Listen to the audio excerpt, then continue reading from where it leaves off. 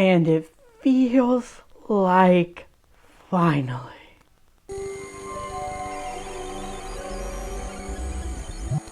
Buckle up, y'all.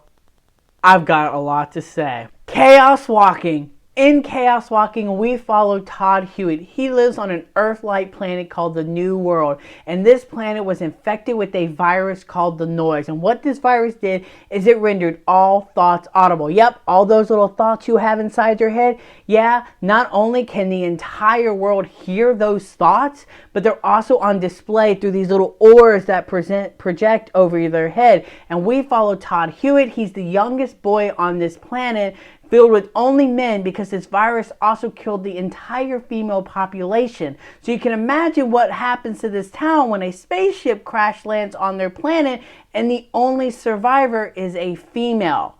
Yeah, you can imagine that chaos ensues. And Todd decides to band up with this female so they can run off and start a new life together away from the chaos. Where do I even begin, y'all? I have been waiting for this movie for almost 10 years. To say that I'm a massive fan of these books would be an understatement. These books are like my Bible. They are my personality. Everyone has that series. Everyone has that character that they see themselves in. Not just like a character they inspire to be. Like growing up, sure, I aspired to be like Harry Potter and Luke Skywalker. But there's a character that you see yourself in. And I saw myself through and through, the bad and the good, in Todd Hewitt. And these books mean the world to me. I will admit, the experience leading up to this movie hasn't always been good. You know, I read the series in 2011, thought that I would be seeing the movie by like 2015. The movie didn't even start filming until 2017.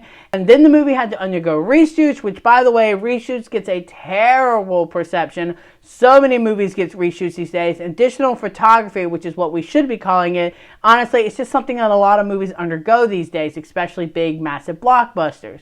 But I can't deny the fact that the experience that I've had with this series is life-changing. Having the opportunity to meet Patrick Ness, honestly, my hero in human form, 4 times, it has just been a blessing. So going into this movie, this was easily, hands down, my most anticipated movie of all time. So no pressure doing this review. No pressure at all.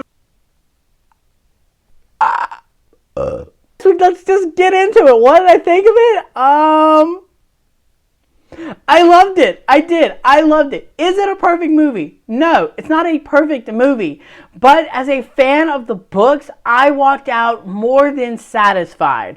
I will get into my negatives, which ultimately I just have one major negative about the film. But ultimately, as a massive fan of these books, I feel extremely satisfied walking out of the theater. I cried while watching this movie. I cried a lot.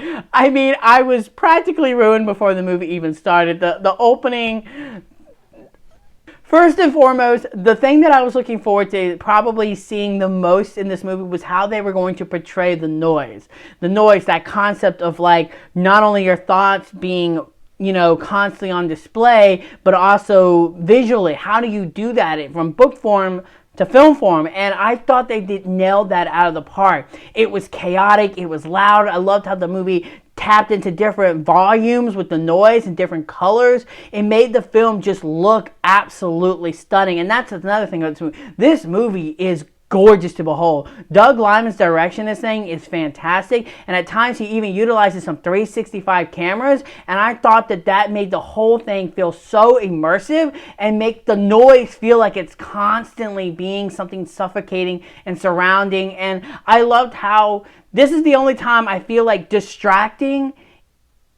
When I say that, I mean it in a positive attitude. Like the noise is a distraction, as it should be, because that's how it's supposed to be, not only in the novels, but for the world itself. And I loved that portrayal of the noise. First and foremost, let's talk about why I think this is a great adaptation. First and foremost, when you're adapting a book, not everything can make it. In fact, a lot of times, as someone who's written scripts, I will tell you this much.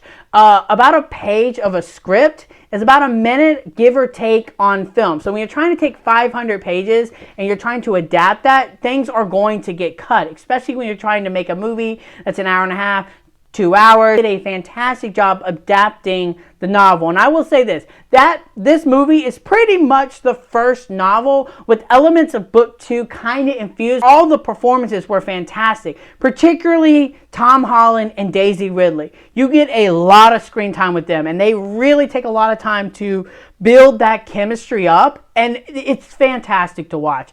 I'm a major Mads Mikkelsen fan. He did a fantastic job as Mayor Prentice. They actually gave his role a lot more in this movie than they do in the first book, so I definitely like that. Nick Jonas as Davy is about equal to how much you see him in the first book. David as Aaron, I'm not even going to pretend to say his last name because I always butcher it.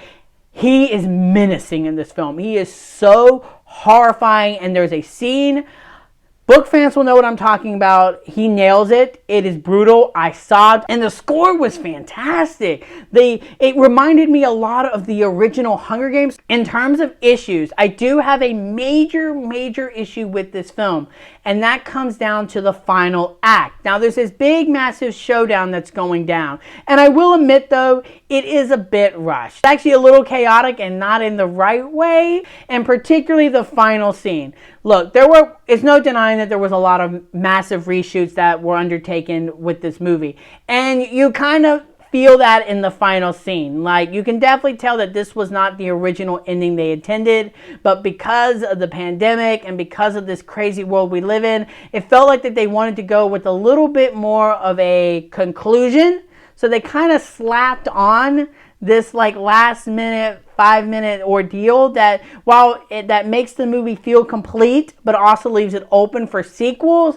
And while I get that concept, I wish they could have better executed it. That was my only real, truly major gripe with the film. Even when I was in the theater, I was like, what? Okay, we're going with this? Overall, Chaos Walking is a grand, epic sci-fi adventure that gets to the roots of the themes about privacy, toxic masculinity, insecurities, and explores those deeply in a fun and exciting sci-fi adventure that harkens back to the golden days of the young adult genre. I love this movie. As a massive fan of this series, I walked away extremely satisfied. I wish the final act hadn't felt so rushed, but as a massive fan, I cannot wait to watch this movie and praise its glory forever. As a final score, I'm going to give Chaos Walking a 4 out of 5. I will admit, that score might seem high for some and low for others. To be honest, it feels a bit low for me, but ultimately, I love this movie. I cannot wait to watch it again. I can't believe I've actually finally seen this film. Like, just the fact that I can come on and do a review for it and share my thoughts on it feels unreal because I've waited so long for this moment. So please, I want to talk about this film. Whether you loved it or hated it, let me know in the comment section below. What did you think of Chaos Walking? Do you want to see sequels? I know I definitely do. But yeah, I feel like I've been talking too much. Look out for my spoiler-heavy review. It will be coming. I definitely had to dodge a bunch of things, and I know that spoiler review is going to be awesome. So until next time, you guys, I'm the Slasher Movie Reviewer, and you guys have just been slashed.